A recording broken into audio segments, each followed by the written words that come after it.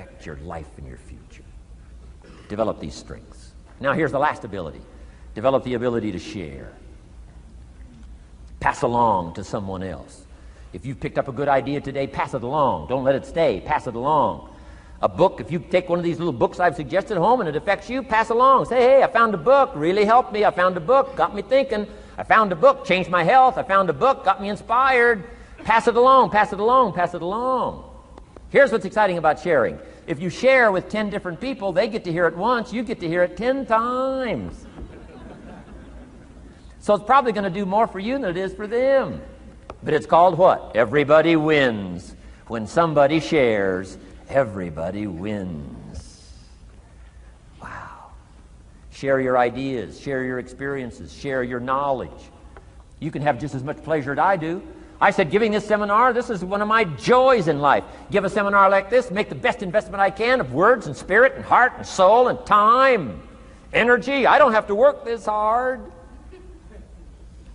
But I gladly work this hard. Why? I want the return.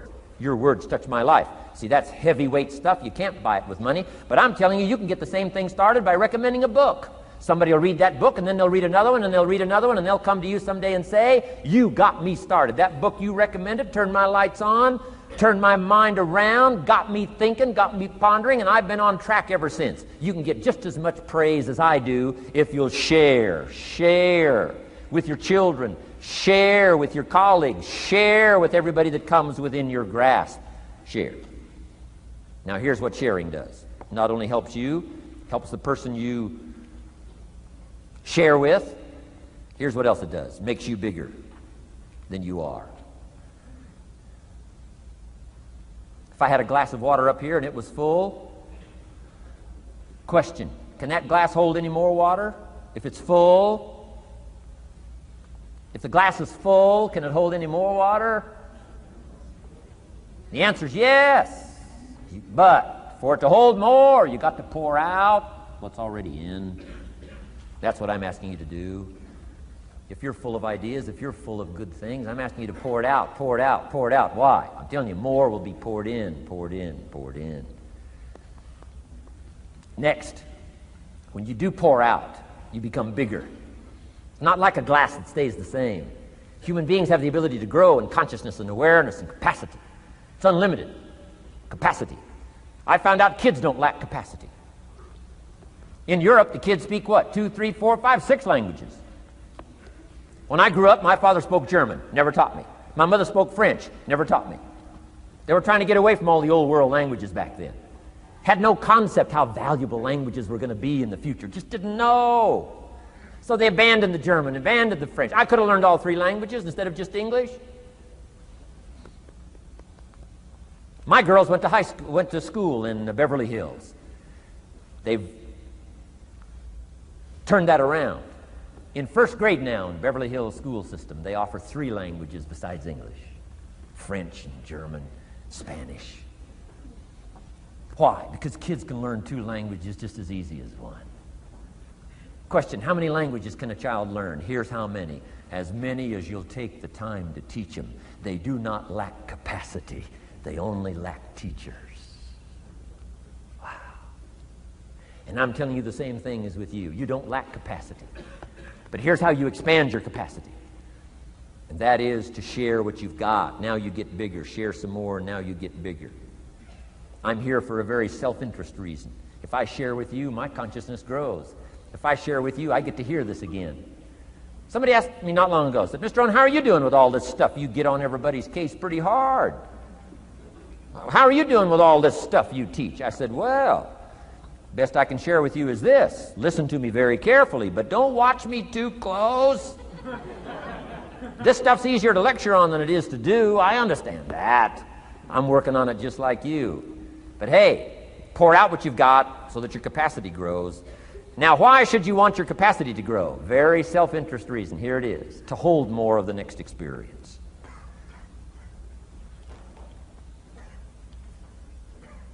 You mean to tell me that sitting in this audience, some people will get more out of it than others? And the answer is yes. If you haven't been into expanding your own capacity lately, you might not get much from this seminar. But if you've been into expanding your capacity, and you've been sharing, and you've been doing all this stuff, I'm telling you, no telling what all this could mean to you today, this chance to grow, change, develop, absorb, take in. I'm asking you to expand and grow so you can hold more of the next experience. Some people can't be very happy. You could pour happiness out on the whole world. Some people can't be very happy. Why? They're not big enough. If you're small, you don't get much. Small in comprehension, small in the ability to think and wonder, small in appreciation, no matter how much is poured out. Prosperity can be poured out on the whole country. Some people don't get much. Why? They're too small in their thinking, too small in their ability to share, have not expanded to their full capacity. Don't be like that. Now, some people aren't going to get much because they've got their cup turned upside down. You couldn't put anything in. Learn to share. It's a glorious, glorious experience. Okay, enough on personal development. Let's cover now setting goals. Let me show you something that turned me every way but loose. I've never been the same since I found out about it. Learning how to set goals.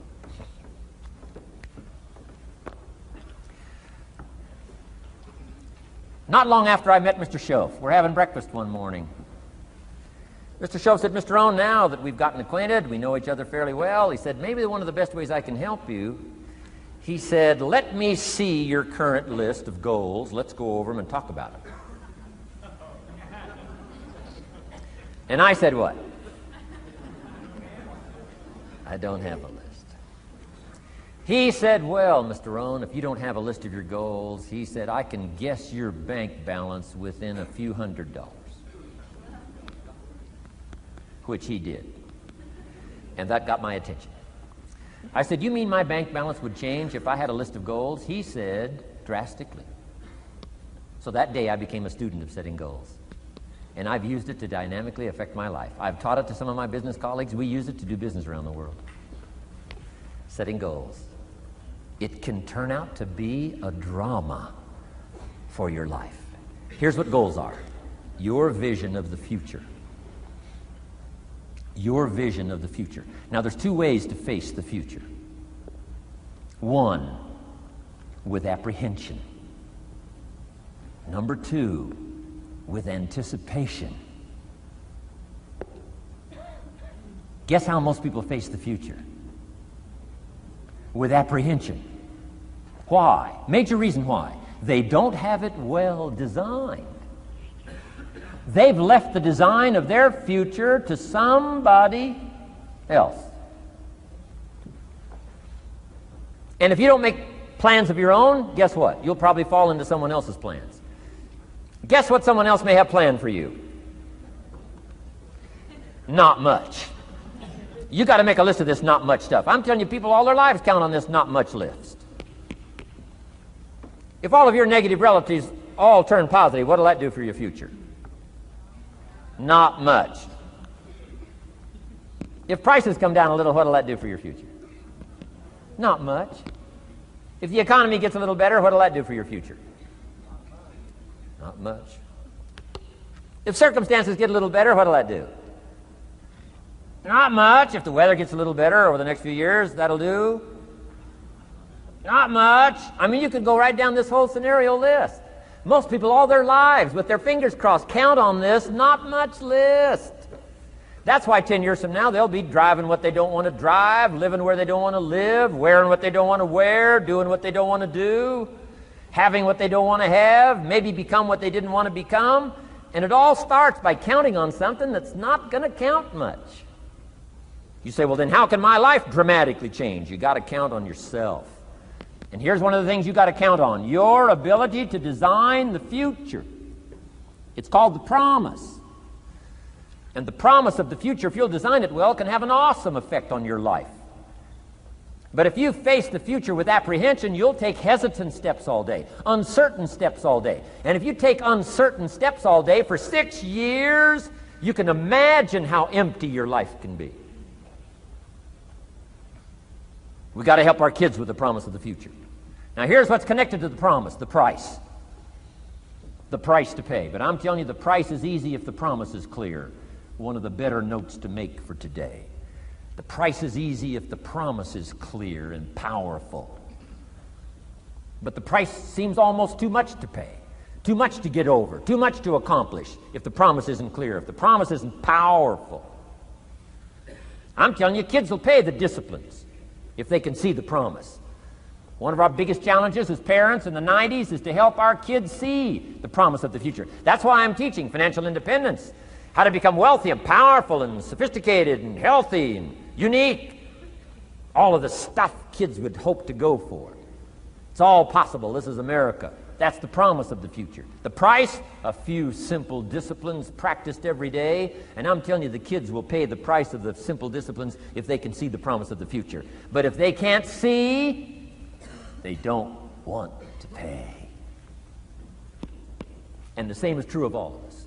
We will pay the most extraordinary disciplines if we can see the promise of the future, called setting goals. So I'm asking you to get a handle on the future. I'm asking you not to leave it to anyone else. Don't leave it to the company. Company's got their own goals. I'm asking you to set your own goals, your personal goals. Income goals and financial goals and health goals and spiritual goals and where do you want to go and what do you want to do and what do you want to see and what do you want to be. That's it. Promise of the future. Design your own future. It's within your hands and your capacity to do so. Here's how simple now goal setting is. It's not mysterious. You don't have to anchor, you don't have to focus, you don't have to visualize, none of that stuff. Here's how simple goal setting is. Changed my life. Decide what you want and write it down. I mean, that's how profound this stuff is. Decide what you want and write it down. Make a list. Where do you want to go? What do you want to do? What do you want to see? What do you want to be? What do you want to have? What do you want to share? What projects would you like to support? What would you like to be known for? What skills would you like to learn? Some extraordinary things you'd like to do, ordinary things you'd like to do, right? Silly little things you'd like to do, very important things you'd like to do. Decide on all that stuff and write it down, write it down, write it down. That's how simple this stuff is. And it's your own private list. If it's really private, you know, on your list, put some stuff in code where nobody can understand it if this list fell into unfriendly hands. Okay. And simple things, whatever. Foolish things, doesn't matter. It's your list. I had a little revenge on my first list. Budget finance, who used to harass me. I got 2 or 3 payments behind. This one guy called incessantly. Said, we're going to come get your car, drag it rear end up down the street in front of your neighbors. Put me down something fierce. When I met Shof, got my life straightened out, one of the first things on one of my lists was budget finance. And when I finally got the money, I needed a little drama in my life. Finally got the money to pay him off. I put it in small bills in a big briefcase. Walked into the budget finance office on Wilshire Boulevard in Los Angeles. The guy who harassed me so often, his desk was about 3 back. I opened the door, walked in, right up to his desk, stood right in front of him, never said a word. He said, well, what are you doing here? Didn't say a word. I opened up this briefcase, dumped this pile of money all over his desk. I said, count it. It's all there. I'll never be back. Turned around, walked out, slammed the door. Now that might not be noble, but you got to try it at least one time. Pay off with a little drama.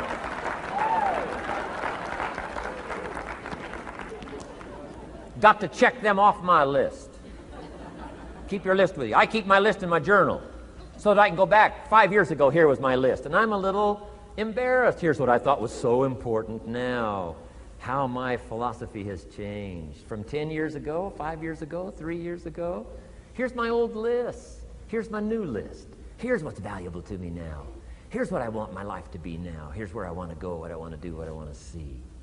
Keep your lists of goals so that it shows your growth, shows your ability to change and grow. Your philosophy grows and expands what's valuable. Setting goals.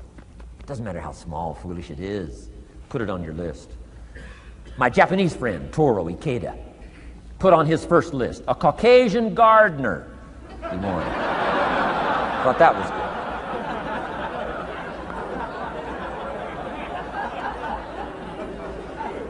I like that. Have you got this profound thing now on setting goals? Here's how profound it is. Decide what you want and write it down. Get together with your wife, decide. Get together with your kids, decide. Get together with your business colleagues, decide. Write it down. Make a list. Okay, that's how easy it is. Now let me give you one more scenario on setting goals. When I started making my first list, Mr. Shope said, Mr. Rohn, looks like we're going to be together for a while. He said, I've got a suggestion for you. He said, I think one of the first goals you ought to set, you're a 25-year-old American male, sure you've made some mistakes, but now you're on the road to better things. You got a family, worth it. Reasons makes the difference. And he said, you've got every reason to do this. He said, why don't you, among all the goals you're going to set, he said, why don't you set a goal to become a millionaire? A millionaire. This is America. All the possibilities are available. Why don't you set a goal to become a millionaire? He said, it's got a nice ring to it. Millionaire. Enough zeros to impress your accountant? Millionaire. And he said, here's why. Now I thought, the man doesn't need to teach me why. I'm thinking, wouldn't it be great to have $1 million?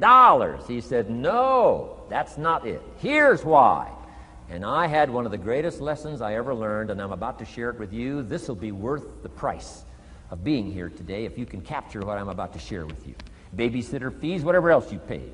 Some of you missed some sales today to be here, so this is a costly day for you. But what I'm about to share with you changed my whole life. Here's what Mr. Shope said. Set a goal to become a millionaire. And he said, here's why. For what it will make of you to achieve it. And I got one of the greatest classes in one sentence I've ever received in my life. Set a goal that'll make you stretch that far. For what it will make of you to achieve it. What a brand new reason for setting goals. What an all-encompassing challenge to have a better vision of the future. What for? To see what it will make of you to achieve it.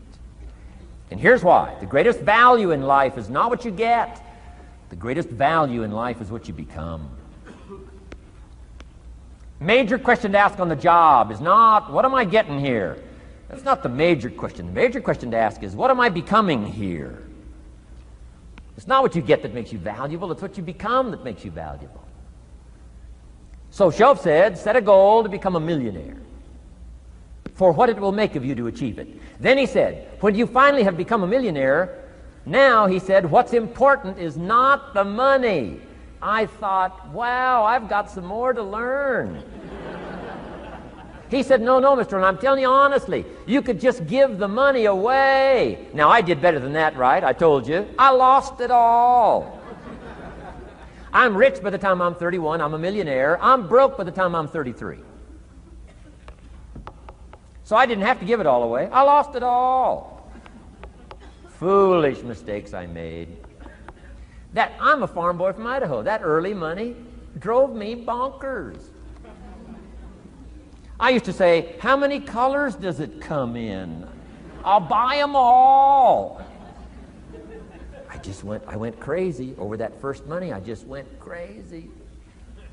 And then I made that one foolish mistake, right? Continuing guarantee. I mean, I'm so naive off the farm. I don't know what continuing means. And a few other mistakes. And by the time I'm 33, I'm broke.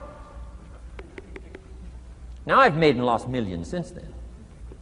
But what an experience that was. And I'm telling you, the man was right. When I finally was broke at age 33, guess what I discovered? My money did not mean that much. It represented only a fraction of all my assets. Shope said, once you become a millionaire, Mr. Rohn, you can give all the money away. Because he says, what's important is not the money. What's important is the person you've become. Now, let me give you the key phrase on setting goals. Set the kind of goals that will make something of you to achieve them. Set the kind of goals that will make something of you to achieve them.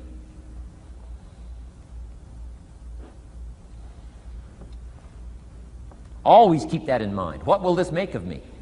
If I set this goal and go for it, not only will I achieve it, but what will it make of me in the process? What a whole new concept on setting goals. Now, there's two parts to this, and then we're wrapping up goals. Here's the first part now on this goal setting for what you become. Number one, don't set your goals too low.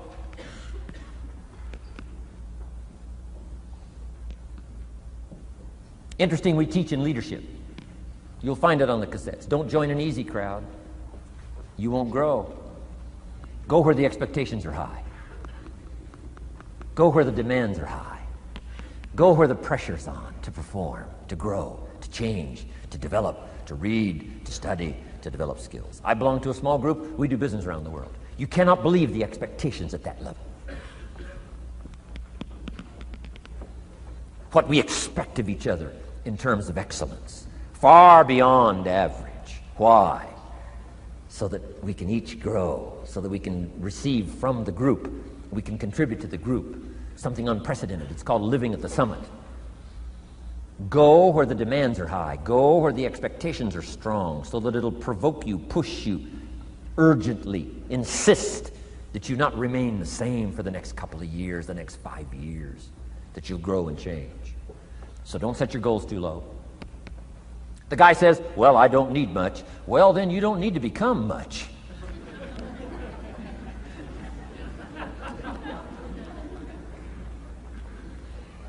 Now, here's the last part on setting goals. Don't compromise. Don't sell out.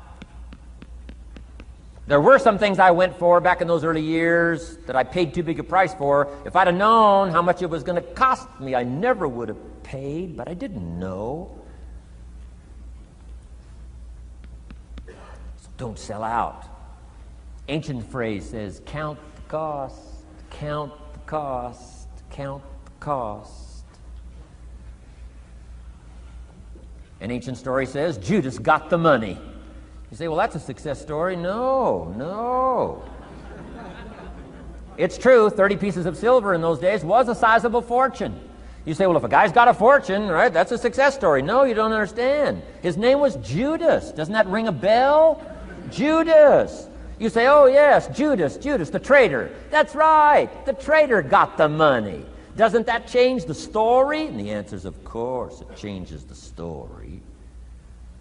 Interestingly enough, after Judas gets the money from becoming a traitor, he's got the money in his hot little hand, and now he's unhappy. Somebody says, well, if you had a fortune, how could you be unhappy? Well, he wasn't unhappy with the money. He was unhappy with himself. Key phrase, the greatest source of unhappiness is self-unhappiness. The greatest source of unhappiness doesn't come from outside. The greatest source of unhappiness comes from inside. And here's where the erosion starts, doing a little less than you could. That's where the beginning little infection of unhappiness starts, doing a little less than you can, not feeling that good about yourself. So don't let that happen. Judas is unhappy. He says, what'll I do? He says, oh, I'll just take the money back. Walked in where he got the money and said, here, take this money, I'm unhappy. They said, heck with you, Judas. We got what we wanted, you got what you wanted, out. They threw him out with his money. Judas says, well, what'll I do now? He says, oh, clever, should have thought of this first. I'll just throw the money away. And he proceeded to throw his fortune away. Why would he throw his fortune away? He was so unhappy with himself.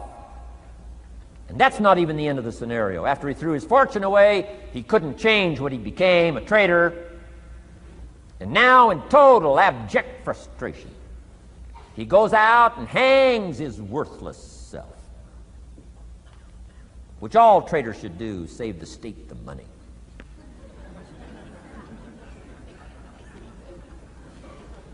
Why such a tragic end? Because he was so unhappy with himself. He sold out. He sold out. He paid too big a price. Ancient script sums it all up and said, what if you gained the whole world and it cost you your soul? Too big a price to pay if you got the whole world. Don't sell out. Don't compromise your values. Don't compromise your virtues. Don't compromise your philosophy. Key. Here's the key word, beware. If Judas could speak back, he'd probably say beware. Two good words from ancient script. One, behold, the positive word. Behold the possibilities, behold the opportunity. Behold the drama, behold the awesomeness, behold the uniqueness. Behold the majesty, behold, behold. What a good word. But here's the other word. Beware, beware, beware. Don't sell out. Mark well what you become in pursuit of what you want. But I'm inspiring you, hopefully, to set the kind of goals that'll transform your life, make you far better than you are, far stronger than you are. Okay. Isn't this good advice? This is such good stuff. I should have paid to get in, right?